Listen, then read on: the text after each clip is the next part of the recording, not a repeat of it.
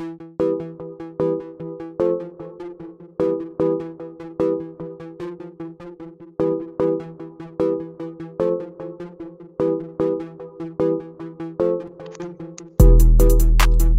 welcome back to another episode of the Fastbreak Layup NBA podcast. Got Kev here. Kev, say what's up. Good night, good morning, good afternoon to everybody here. Good to see you back again. Facts. Alright, let's get into a lot of headlines this week. NBA's been making rounds for a lot of stuff lately, and then we'll get into some documentary stuff. So, NCAA is actually allowing players to make money off their likeness and image starting, I think, 2021 season. And that was after Deshaun Nix decommitted from UCLA to join the G League, joining Jalen Green and Isaiah Todd. So, NBA panicking right now. facts. And I find it sad how they gotta force to do it now because they're panicking. Like, that's a panic move because you guys had so much time to do that. That's what it's come to.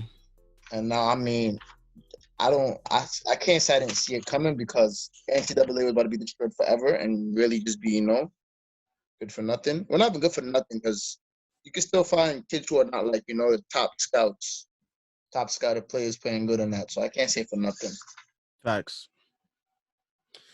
All right, next bit of news we got is John Wall, your boy, issued a warning to the league for when he comes back. Says that we haven't seen the best John Wall yet. And I believe him. Continue. You sure? Oh, you sure, bro? First of all, we see the John Wall. I gotta realize he's had 2 years off, right? Bro, what is he doing to not get better? Let's be realistic now. Yes, he's been off for 2 years. So he has no choice other than to be better when he comes back. So maybe we have not seen the best John Wall yet. Because don't forget, his career is not over. But he's getting moved like his career over. But he's getting old, and he had an Achilles injury along with all the knee injuries that he's been having in his career. I think that also had 2 seasons off plus a quarantine season off. I guess, but I think we already saw the best John Wall in 2016-17 season. He was averaging 23 points per game, about 11 assists, 2 steals, played 78 games, so he was healthy, and they were 1 game away from the Eastern Conference Finals. I think that was his best season, honestly. I don't think he's going to get to that again. Well, John Wall said we have not seen the best of John Wall. We have not seen the best of John Wall, and I believe him. That's it. Straight up. I think when he comes back, he's going to have to play a backseat role to Beal, because Beal has... I don't think he would mind that. Especially with Bill being the offense of that team now, and Bill is a bucket. I do say so myself. So I don't think the less attention on him, is going to be the better for him, especially coming off that injury. So, and I don't think he'll be as explosive as he was before, and I think that's something that he really relied on, being the type of point guard that he was, because he wasn't someone that was like a jump shooter. Which is probably why we're going to see a shooting John Wall. I hope he's been shooting, because I mean, what else is there for him to do in the offseason, though, other than to shoot, though, bro? On a real note. I don't know. But from what I've seen, he's been working on. I've just seen him dunking and stuff, so I don't know. We ain't going to see everything in full print, so I don't know. Because Westbrook do the same. I don't know. These slashes not learning. It's clear. It's a shame. I don't think like even then again, you could post shooting videos and not shoot, a.k.a. Ben Simmons. So facts. At the same time, we got to realize that. All right. Isaiah Thomas, after last week's documentary episodes that were focused on him and the Bad Boys, came out this week and said MJ was the 4th best player that he played against, naming, I think, Kareem, Magic, and Larry ahead of MJ. So a lot of people taking that comment and saying, like, oh, he's still upset, I guess, about being left off the Dream Team and all the beef that happened between the Bulls and the Pistons in the late 80s and stuff like that. So how I feel about that. I mean, I believe he's still hurt, personally. He's always sounded hurt to me ever since he's so heavily a LeBron fan, because he never liked Jordan to begin with and et cetera, et cetera. Facts. Now, the only person I could say that was okay to say is better than Jordan in any way, and that 4 is Kareem. Yeah, I would say that too. Kareem is the only one I could say, okay, maybe Kareem could get that goal conversation and stay there without anyone saying too much because you mean he is the leading scorer and he did, have his era. He has six, I think 6 MVPs, I believe, and 6 finals he Eesh. won. So, or he has Wow. five So MVPs. So he Kareem's up there in accolades. He's up there. So definitely. So he I'll give definitely him one of the that. greats who I think no one really speak about because I feel the same No one's way. watched him. That's why. That's one thing. And I feel the same way about him and Wilt Chamberlain. I feel like even though Wilt Chamberlain got those records, he wasn't playing against nobody though. True.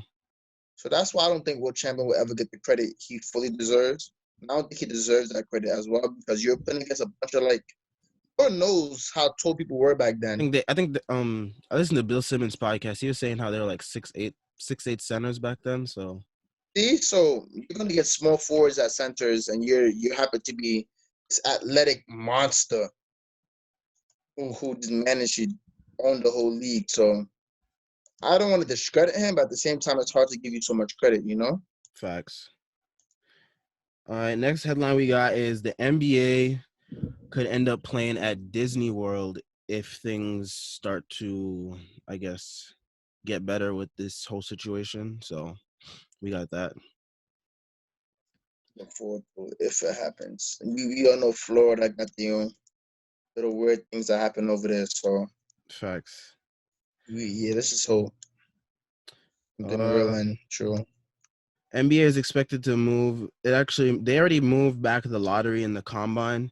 They postponed it. They didn't cancel it, so there is still a chance. They said it will be rescheduled for a later date, and they're expected to move the draft back to August or September. So, Let's see how that go. The draft is gonna be an online draft like the NFL.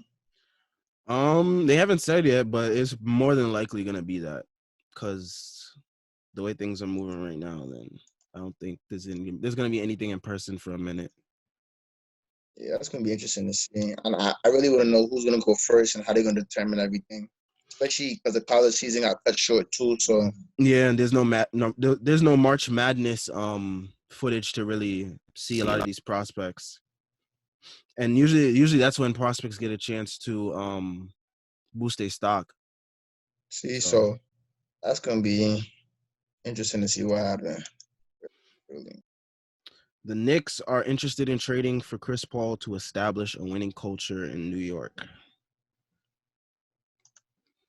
I mean, I'll say this as a Knicks fan. I mean, I'm for it if it depends on what we giving up and what we getting back from OKC besides Chris Paul.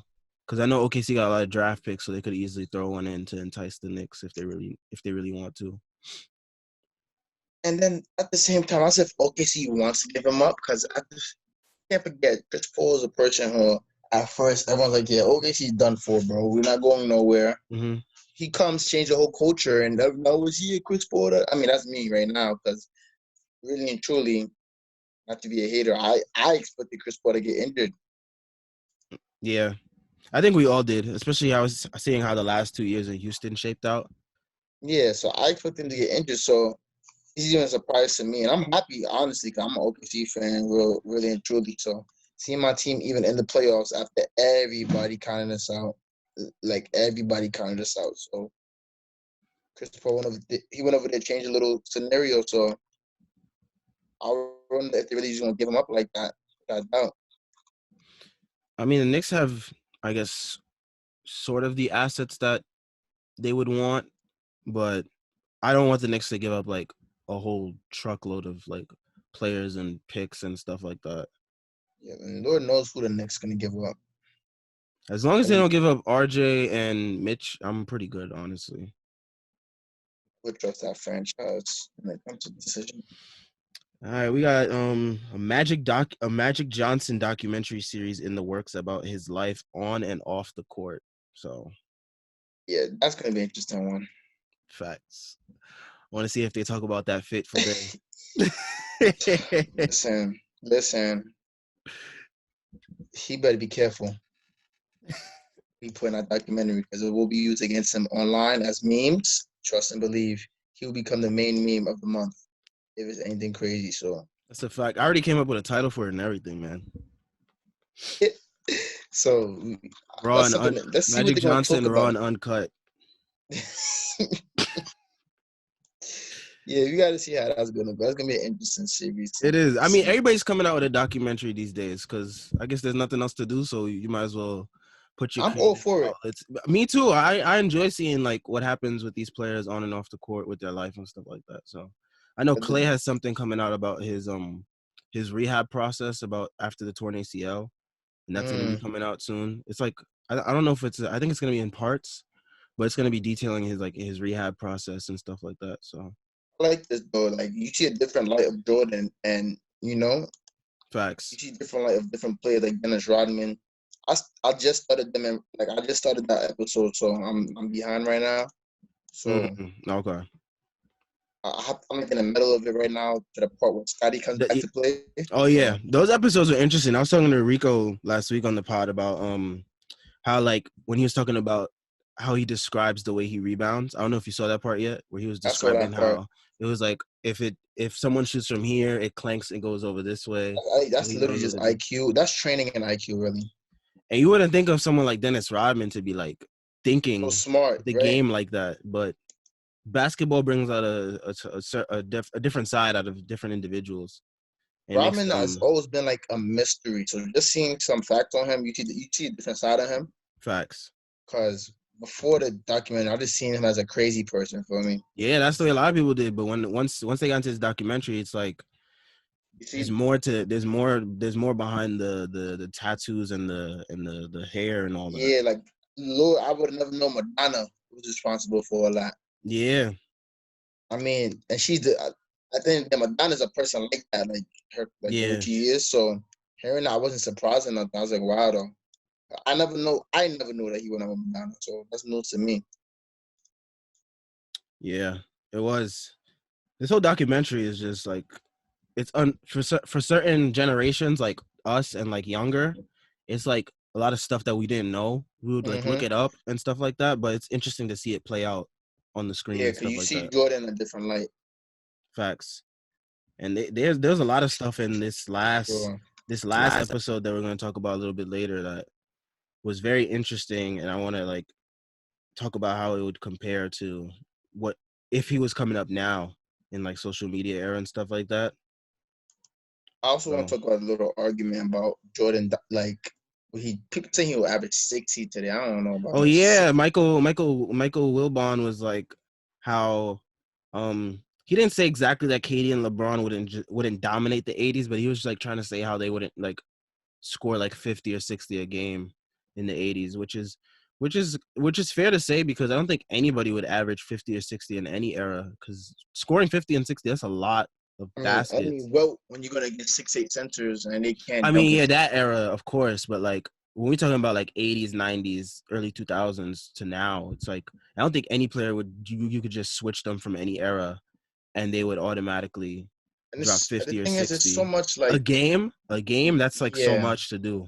Maybe they yeah, would and drop that's a 50 or drag. 60 like a couple times, but At the end of the day, that's so like tiring to do. At the end of the day, exactly. Yeah. to go out on a basketball court and drop 20 field goals a game, you know how hard that. Like, come on, physically and mentally, that's a lot of work to do. That's a lot of stuff to put on your shoulder to do for anybody. Facts. And a lot of people were coming on Michael Wilbon because they were like, oh, that's such an old man thing to say, blah blah blah. But like, I think people just saw the tweet and they didn't actually watch the video and hear what he said. So Mm, they took the tweet out of context. as usual, normal internet time, man. People is quick to jump on anything without the facts. It's just normal now, so. But I haven't looked really into that. I saw the comment. I was like, I know Yeah, I Jordan, didn't check it out know, fully, but I just like I've like skimmed through it to see what he was saying. yeah, like, I understand Jordan is great, but I just feel like sometimes they drag. I mean, yeah, he's super good. Like that man's a goat, but I feel like they drag his legacy a little bit. Yeah, there's times where they do that. And I think they do the same for LeBron, so I'm not really super upset about it. But Yeah. say that the man could come and average 50 in our era, it's like okay, Kobe didn't average 50. Yeah, so Unless Jordan was gonna learn and train himself to shoot like Curry and learn the new Yeah, that's ways the of thing. You basketball. gotta account for certain things. Like would he have to like adjust his game? How long would it take for him to adjust his game? Because we know he would, but there's all those Exactly. I know questions he behind it. exactly. That's the thing. We know he would, but like it's still a what if. It's never Yeah, a we know for sure he was going to adjust his game. It's always a facts. if. I mean, at the same time, we do know he would have did something. He would have did something to definitely up his game to play in this generation because he worked hard. Mm-hmm. He worked hard.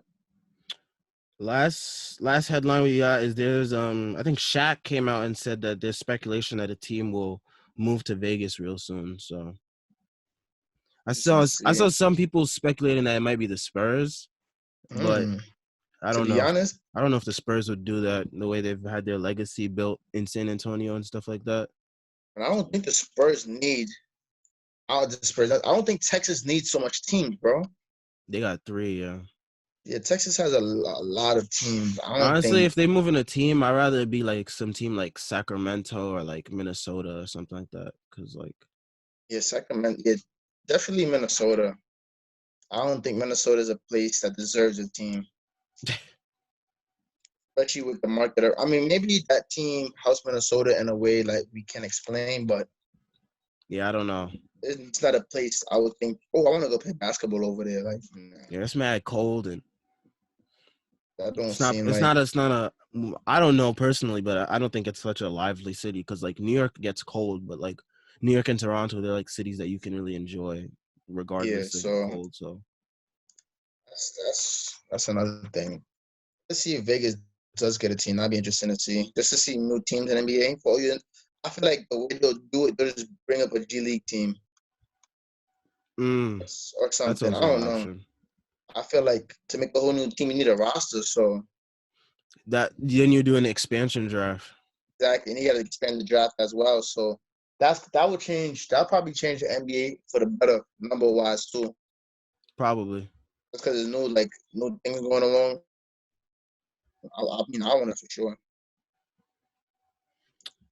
All right, so let's get into the documentary. I know you didn't see these episodes as of yet, but I have Yeah, I'm some gonna notes catch up during here. the week.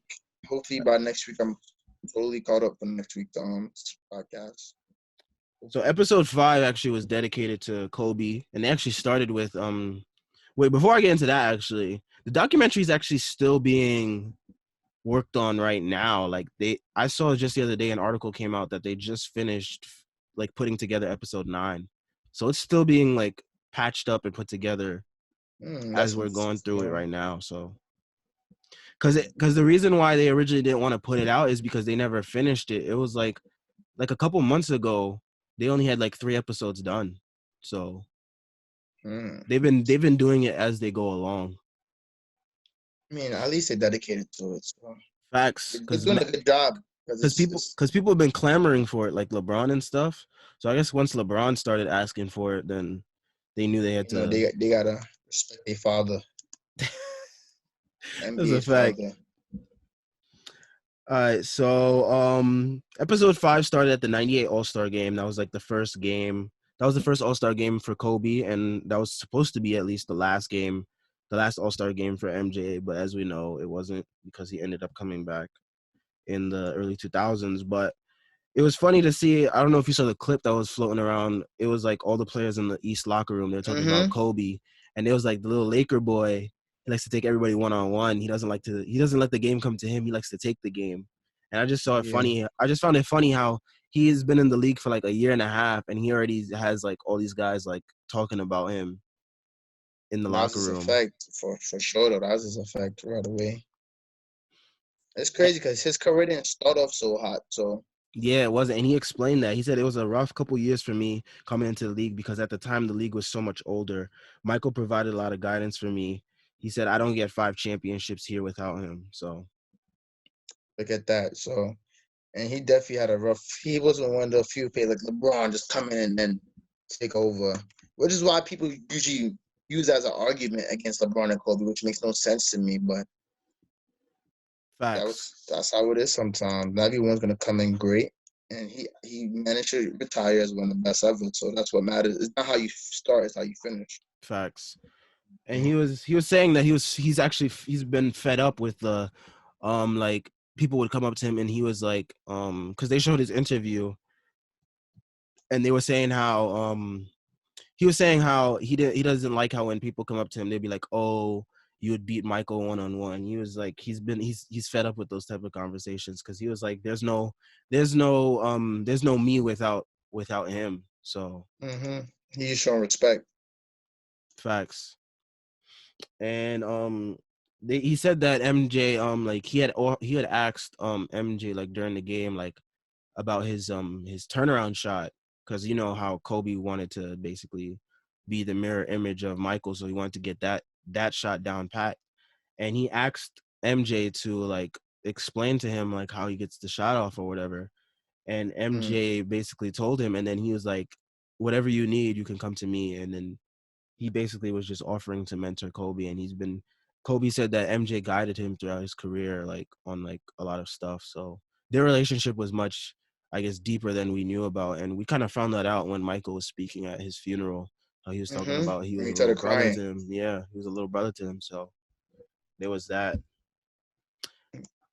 Definitely see that though. I was surprised they didn't spend more time on Kobe though, but I guess they didn't expect his like sudden passing, like so. I guess they thought they would have more time Yeah, I'm to. pretty sure they probably want to edit. Before you know, they probably edited the episode. But we know and added some parts into it we never seen Maybe, before. maybe. So it goes from that to MJ's last game as a Bull in MSG. He decides to wear the Air Jordan 1. And then they start talking about, then they do those flashbacks in the episode where they like jump back in time to, so they jump back in time to the summer of '84, and MJ was basically like his agent was trying to get him shoe deals. First they went to Converse, and the main guys there were Magic and Larry, and Converse basically told him like you're not going to be the top guy here because we got Magic, and Magic is the top guy here. He went to Adidas. He really liked Adidas, but Adidas wasn't, I guess, going to make a shoe for him. So they were out of the conversation, and then they went to. At first, he didn't want to go to Nike. Um, his mother convinced him to go talk to Nike. She was like, "You're gonna get on that plane and give them an opportunity to talk to you." So his mother convinced him to go to Nike, and Nike offered him 250,000. And his agent made it clear that he had to have his own shoe when going there because Nike wasn't in the basketball shoe market at the time. They were in like running shoes at the time. So getting Michael was like their big step into basketball, and we see now how They taking over. much sneaker culture has changed as a result of that. Yeah, that definitely was probably the biggest change in sneaker culture. So they talk about Probably his. the Keep fine going. sneaker culture. Facts. Facts.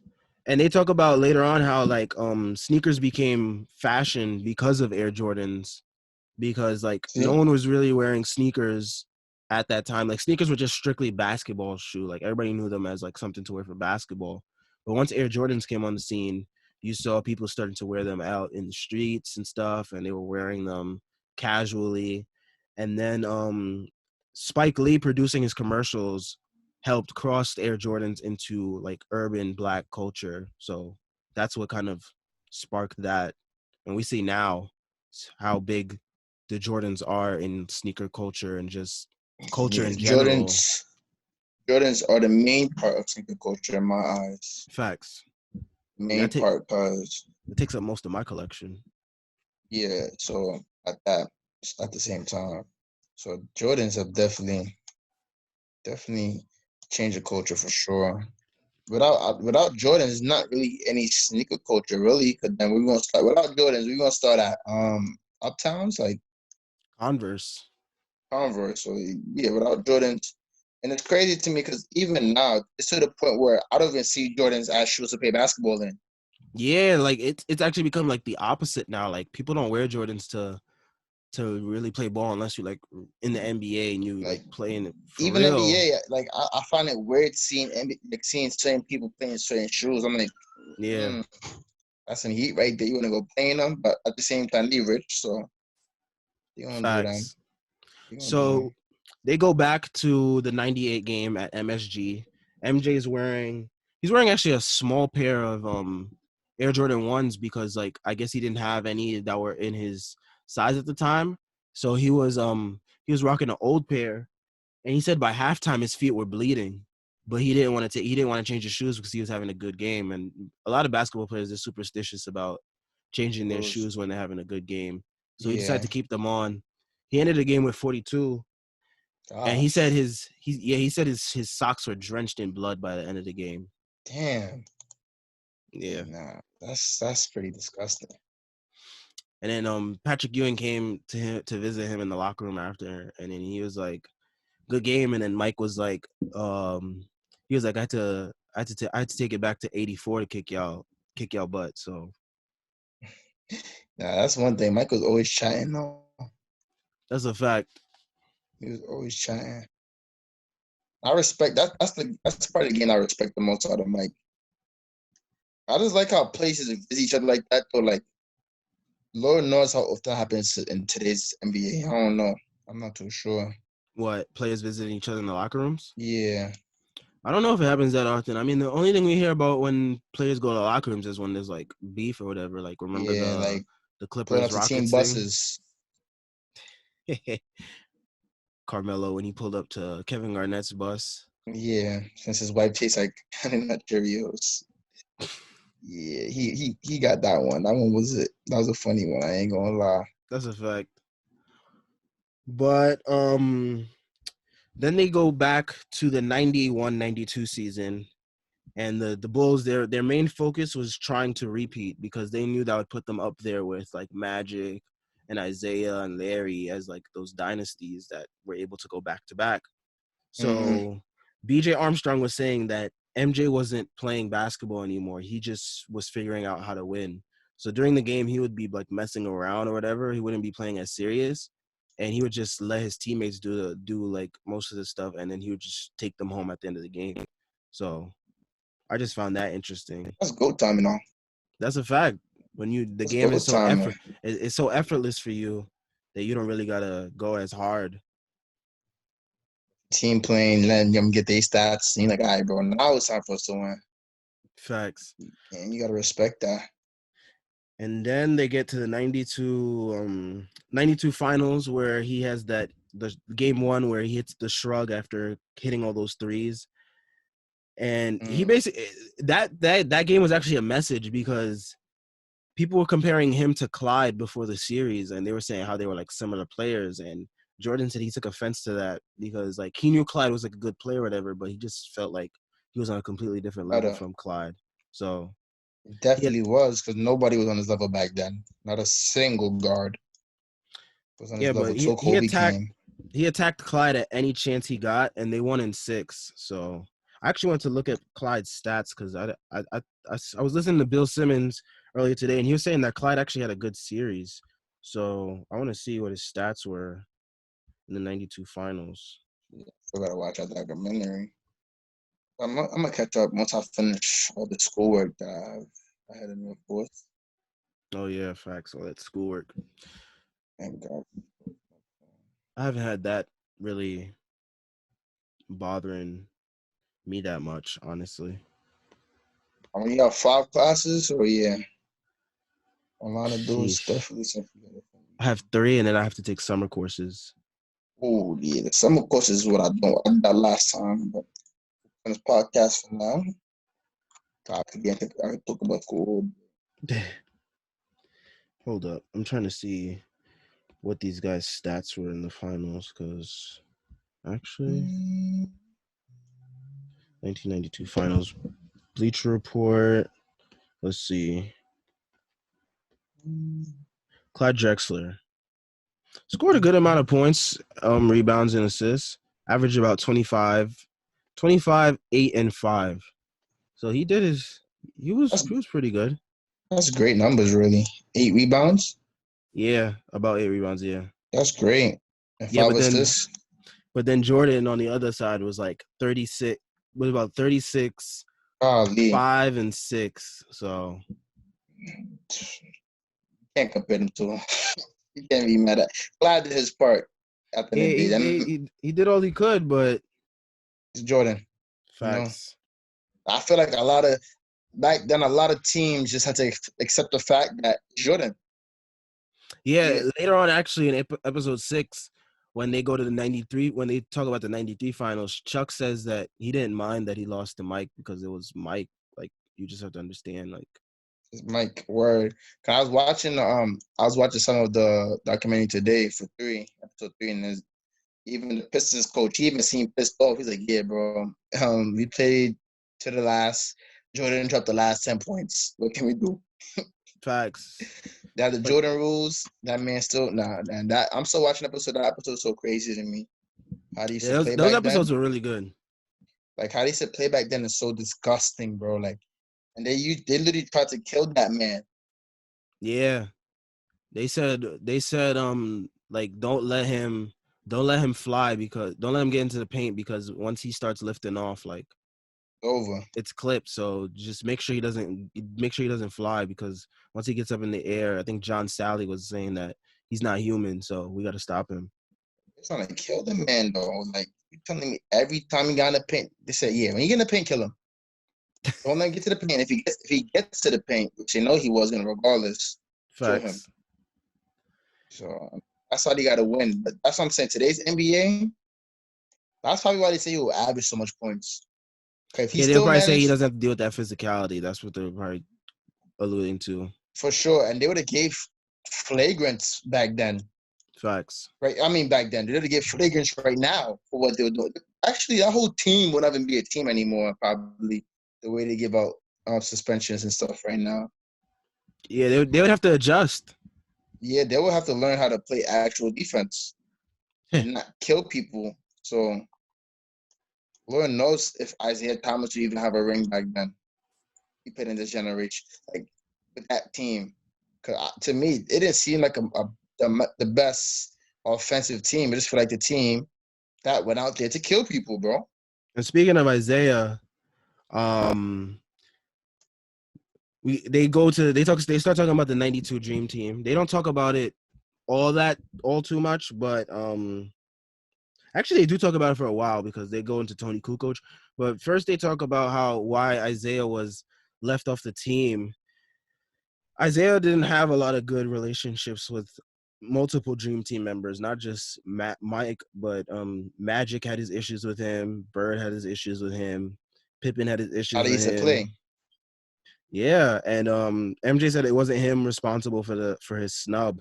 And Magic Mike was saying how like the whole vibe of the 92 Dream Team was like positive and everybody was getting along with each other. And he said if Isaiah was there that would have been completely different because all the bad relationships that Isaiah had with all those other players that he used to get on their nerves and I stuff. So mean, ain't nobody want to play with somebody who tries to kill them every time they play against his team. So it's like, yeah, bro, you're gonna be most hated. You're every time someone face you, you're trying to take their arm and leg off. So it's like, word, and the whole thing was just good vibes on the Olympic team. So just having him there would have been like yeah, like it would have I'll killed be their vibe. exactly having a great time, going probably get some wine, and then hey, oh yeah, here he comes. Yeah, yeah. That's a fact. Oh my, oh yeah, everyone, shh, he's coming. That's a So fact. They'd be like, "Yo, Isaiah's coming." yeah, so IT should be kind of happy, I guess, because Lord knows he would have let that trip probably hurt. Facts. It wouldn't have been a good trip for him, probably. Yeah, especially no one probably want to vibe with him. Especially, come on, you playing on the dirtiest team ever, ever. So like, you can't expect anyone to like you when you're playing like that. Facts. And they start talking about the Dream Team scrimmages, how intense they were. There was a lot of smack talking.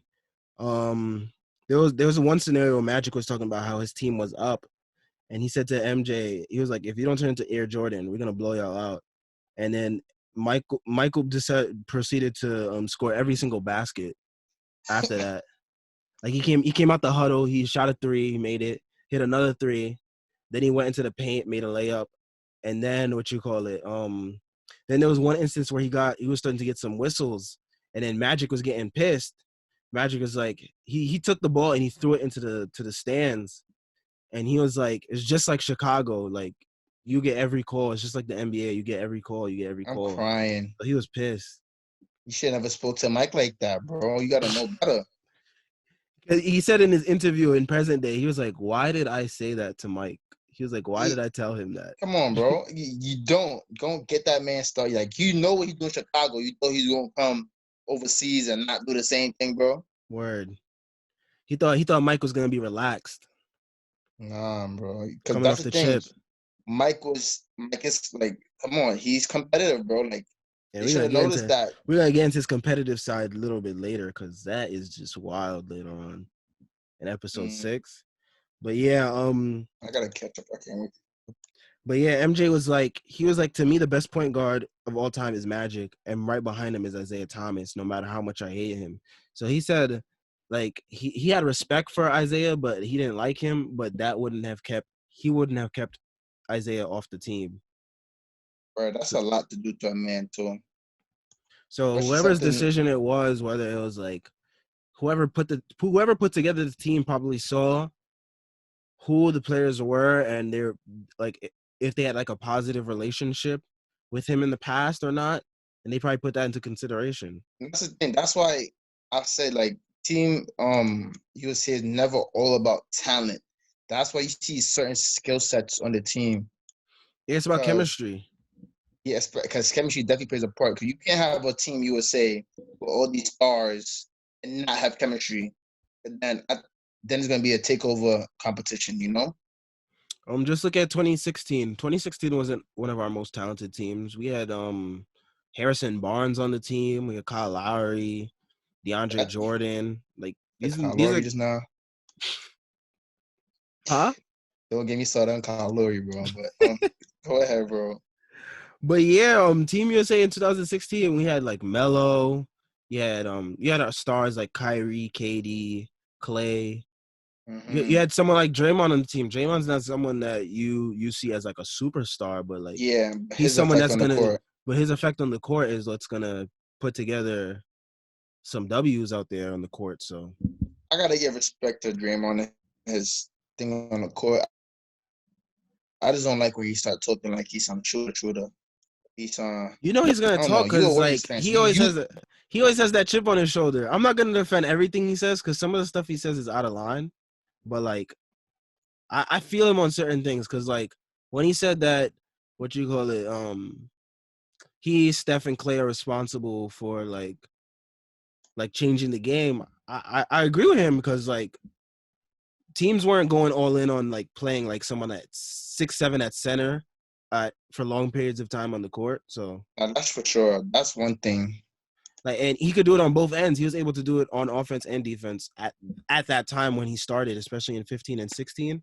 I feel like those were his Yeah, best years. I So never understood how his offense got so worse. I know KD came, but KD like come in, him not really working on his game as much, I guess. I think that's what it is. I think after KD came, he's like, I don't gotta score no more. So he started focusing on defense and playmaking, I guess. Yeah, Because that's what I think it is because his jump shot just got I don't know if it just looks worse or got worse. I think it's it just used to be both. Cash. 2016 finals, he was, I think, either second leading scorer on the team. Oh yeah, we can never forget every time he celebrated every jump shot he made. So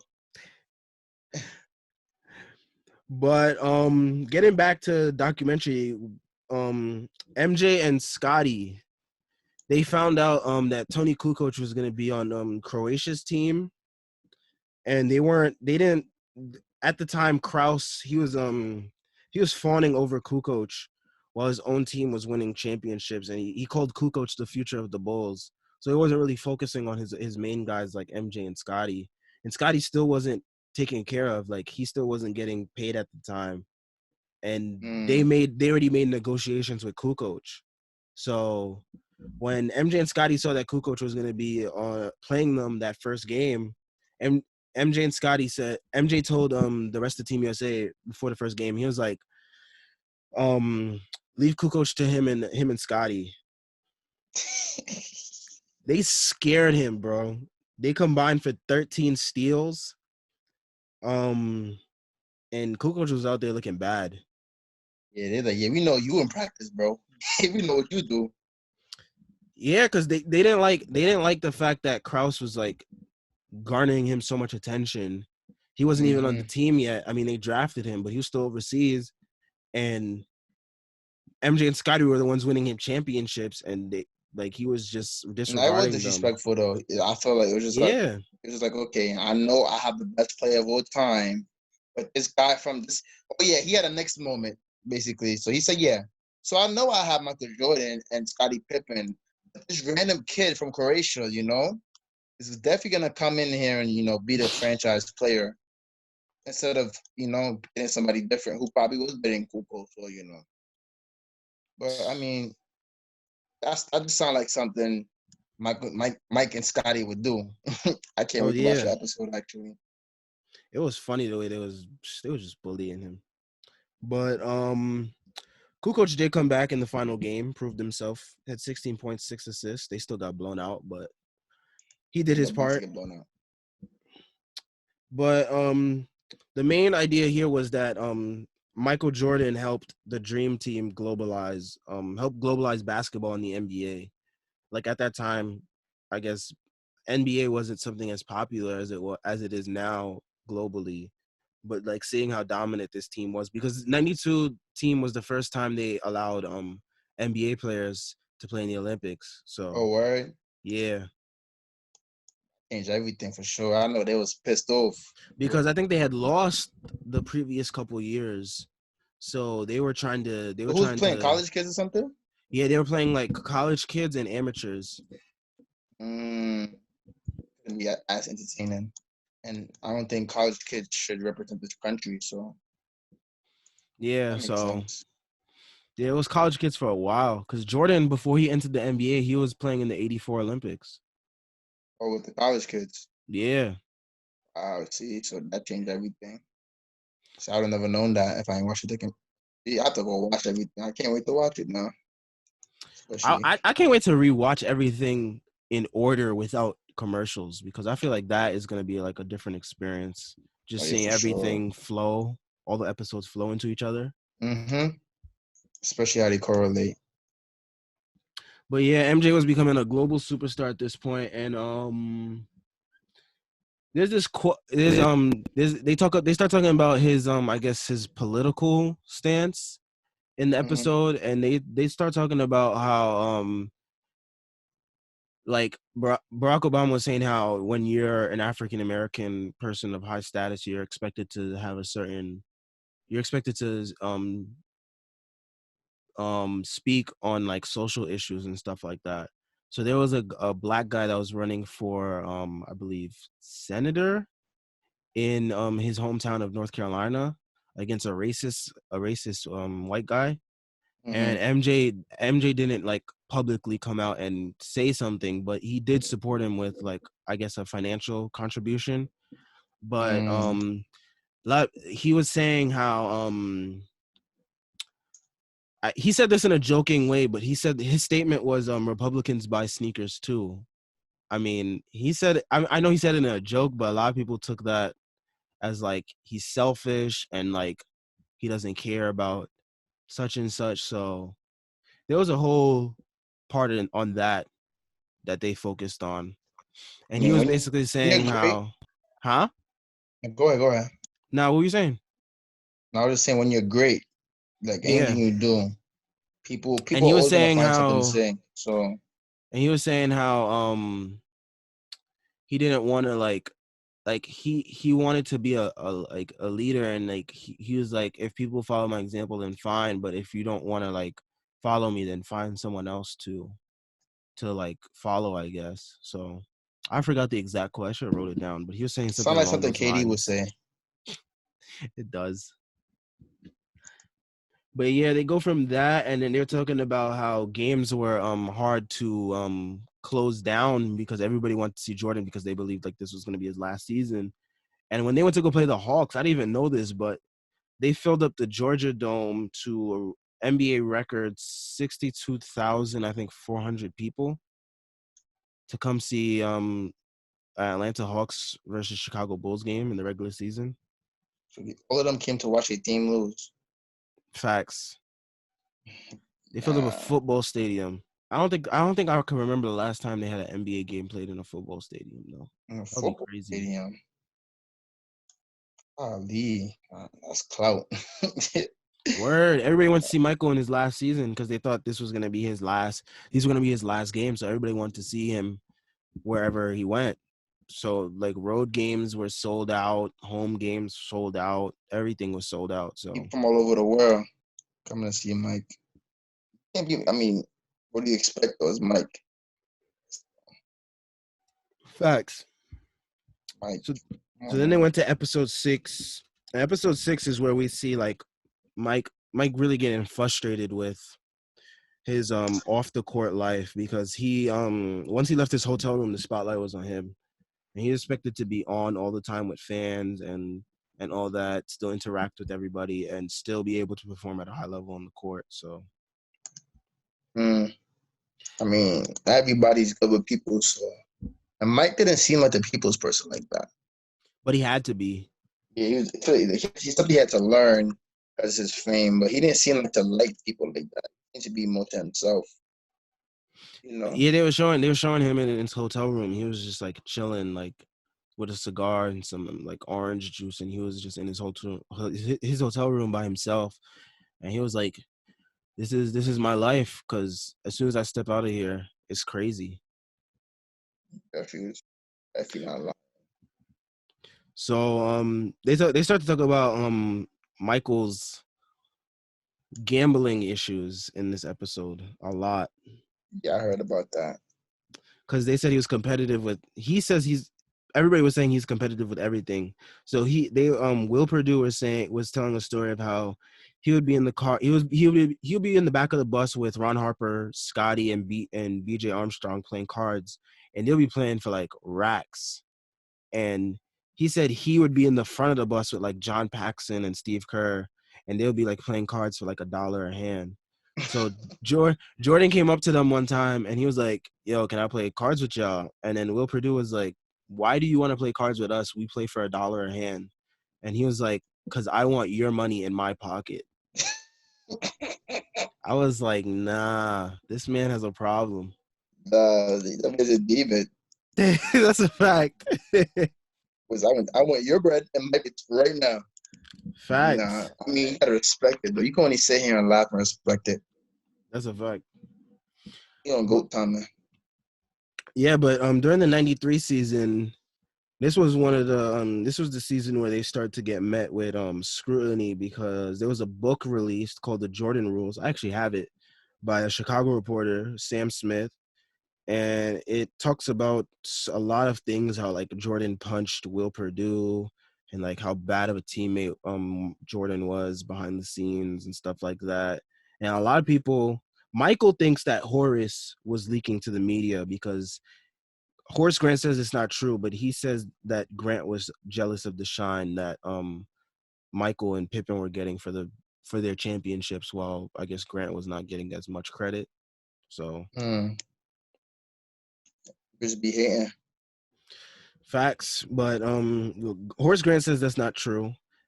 Going back, I'm seeing now that I'm thinking it might have been Phil Jackson. It might have been Phil Jackson that leaked this stuff out because I saw something the other day on Twitter. It was saying how Phil said it was someone else to get that person fired, and that person did end up getting fired. And Phil's also been credited with writing a lot of books and being included in a lot of books. So we know he likes to tell stories. So Yeah. Probably was him looking for some more material for them now. probably, but the documentary kind of like it talks about that for a little bit, and then it talks about that. They were saying how that was like the main thing because they were saying everything was like smooth sailing for the first two championships, and then for this season that's when things started to get like chaotic because like everyone was like seeing Jordan in this new light. Like they were saying that, oh, he wasn't like this pure person. They were seeing how like he was a bad teammate and stuff like that. So Nobody's perfect. So facts. it is So what it then is. then they start talking about my Knicks. My Knicks got some shine this episode. About time to get So something. facts. The 92, like 92, the 90s Knicks were, people were saying they were like the new bad boys Pistons in terms of like physicality because they played a physical brand of basketball similar to Detroit. So, They're trying to and kill people. not to that extent, but yeah, they played physical. They wanted to fight with Jordan and them. They were up in their face and all that, the same way Pistons were. Because Pat Riley told them, he was like, "Do not allow them to dunk on you because they will embarrass you." So he told them to be because he knew once Michael would start like dominating them, their morale would probably decrease. So he was like, "Don't let Jordan and them dunk on y'all because then y'all will be embarrassed." So he enforced them to be physical, and that was those Knicks with Patrick Ewing, John Starks, Charles Oakley, rest in peace, Anthony Mason. But Mm-hmm. yeah, 90. Then it goes to the 93 conference finals where the Knicks actually go up 2-0 on the Bulls, playing very physical. And a lot of people were questioning if Jordan was tired from the defense or if it was from gambling at Atlantic City the previous night. So Probably with both. then here's where they start to talk about his gambling issues. So basically, he liked to gamble a lot, especially golf.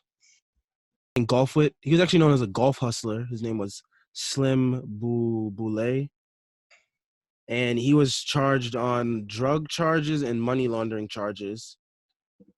And they found the check to Jordan, so they was wondering why did Jordan have a check addressed to this dude. So Jordan had to be a witness on the case, and that's where Jordan admitted that he was paying back $57,000 in gambling debts to this guy. See how when you go outside and Jordan, when you lose, what happened, bro? That's why you hated losing so much. Yeah, and like they were showing actually a clip of him playing like this game where he tosses like coins against on the floor with his security guards, and like he had lost and he looked so pissed, like he lost $20 to one of his security guards because his security guard, he threw the coin past his coin Mm-hmm. like two shots, and Mm-hmm. Jordan was tight. Yeah, bro. You could see how that man got. Every time he lost in the playoffs, you should saw his face, bro. I mean, weak. He was not having it every single time. Like he ready to kill somebody. He Yeah, lost. so gambling was like a shot at his reputation, and that was another thing that like flawed the image of the perfect Jordan, because Jordan at that point, before this season, before that book came out, The Jordan Rules, and before this gambling stuff, there was nothing that really could tarnish his image. But once all this gambling stuff came out, it was like a shot at his image, and he was being constantly questioned about it to the point where he got upset at the media and stopped talking to them for a while. So, Mm. and then Richard Esquinas released a book called Michael and Me, Our Gambling Addiction, in which he detailed how MJ owed him $1.2 million in gambling debts from golf matches that he lost. So That man was out there bag. so the Bulls and MJ, they used that to what did I say? Fuel themselves to tie the series in games three. Game three, actually, I didn't say this, but game three, he went 3 for 18, and the Bulls still won by 20 against the Knicks. So, I don't know if it's the next fault. Probably the next fault. You can't have bro, Jordan. it's like you can't have Jordan go 3 for 18 and still get blown out. Like, that's your chance to take a 3-0 lead. Then you could possibly sweep. Who knows how that series turns after that? Like, a whole bunch Yeah, of bro. questions there. If Jordan go 3 from 18, you can't lose, bro. You have no choice. Especially the way you dominated games 1 and 2 with Jordan playing well. Yeah. So they closed the series in 6 after they rallied back, thanks to the media fueling them. Thank Mm-hmm. you a lot. So they got to the finals where they met the MVP of that season, Charles Barkley, and the Phoenix Suns. And Jordan was upset that Chuck got the MVP, but he was basically saying that Chuck could have that because he was going to get the championship regardless. So, Which is fair. true, true. And I rather championship over MVP. Then Facts. again, I mean, if I have enough championships, though, I'd rather MVP. True. But at It that depends how point, much I got. Charles, I mean, yeah, at that point, Michael didn't. Yeah, Michael didn't mind because he already had some MVPs, scoring titles, etc. So, He was Gucci.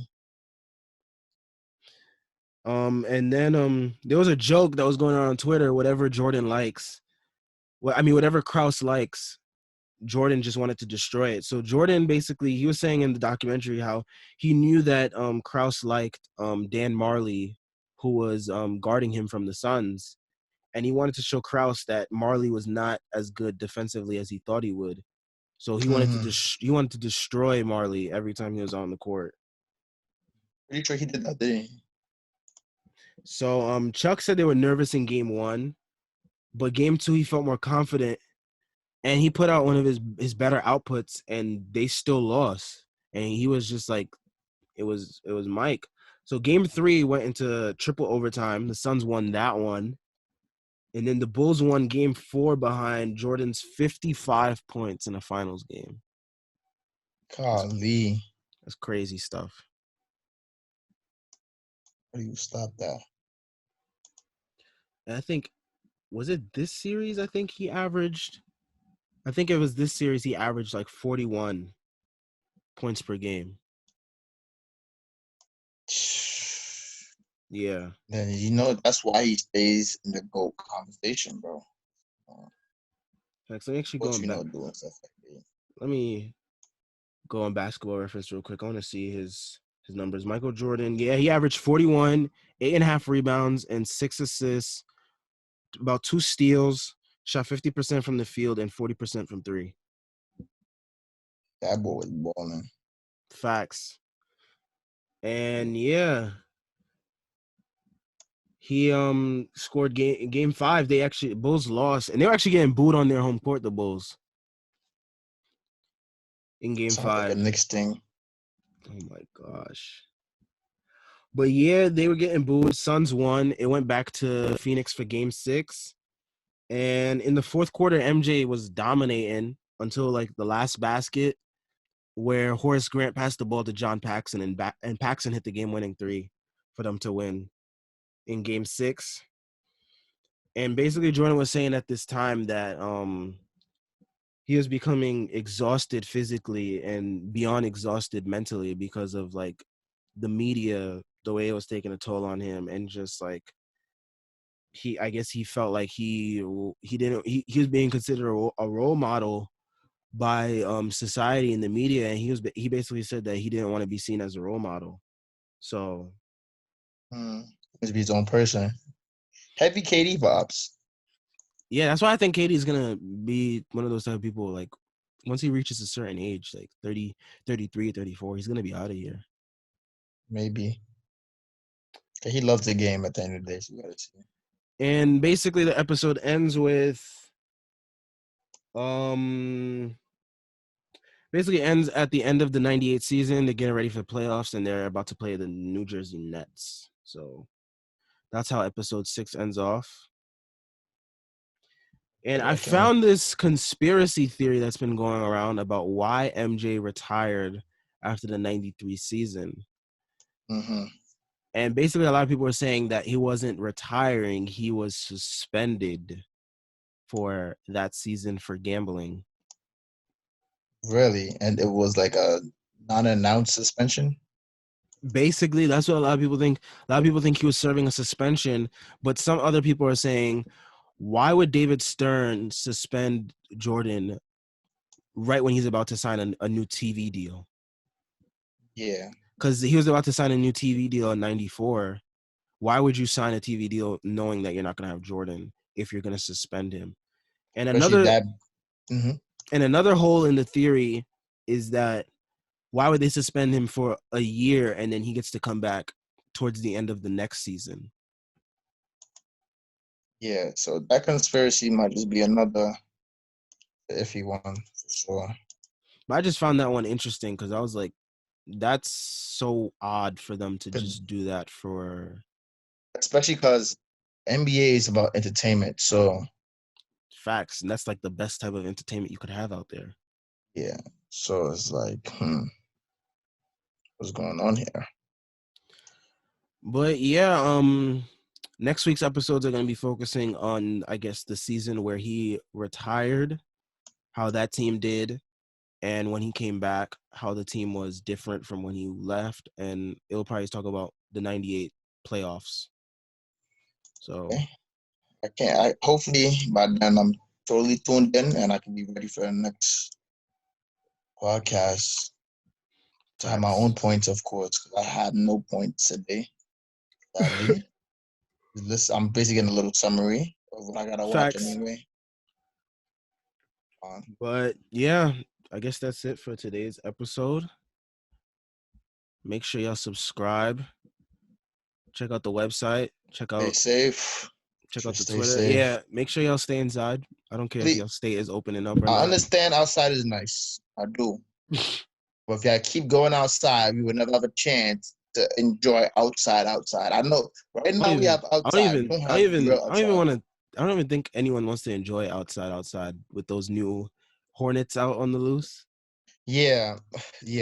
So looking like I won't be going to any parks this summer. So if you're having a barbecue at a park, don't invite me. That's a fact. If you work in a garden, good luck.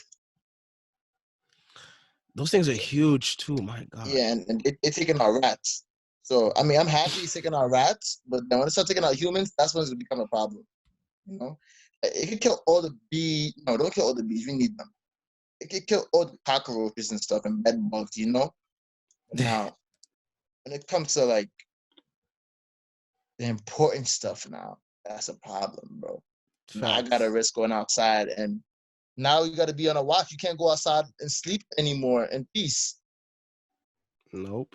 Because they said, I mean, it's not coming right now. They said it's supposed to come within the next few years or so to the point where they're gonna start breeding over here. So it's like, yikes!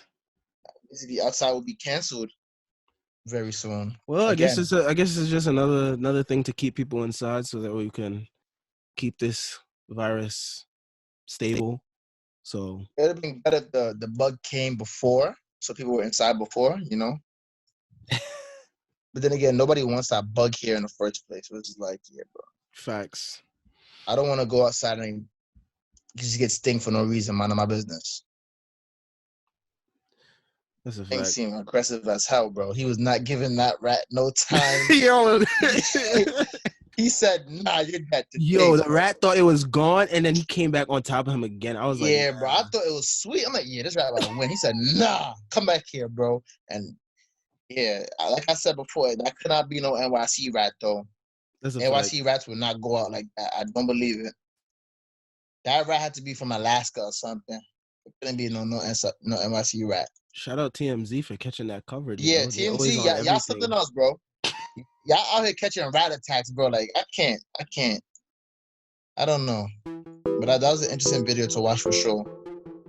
Thanks. All right, so that's it for this week's episode. Make sure y'all stay safe, stay healthy.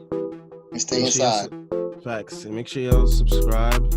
Check us out, Apple Podcasts, Spotify, etc. Leave 5 stars. Make sure y'all follow.